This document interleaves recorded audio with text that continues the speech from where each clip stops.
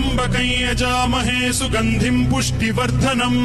उर्वारुकमिव बन्धनान् मृत्योर्मुक्षीयमामृतात्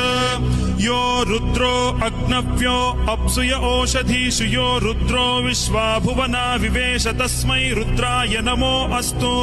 तमुष्टु हि यस्विषुः सुधन्वायो विश्वस्य क्षयति भेषजस्य यक्ष्वा महेशौ मनसाय रुद्रन्नमोभिर्देवमसुरं दुवस्य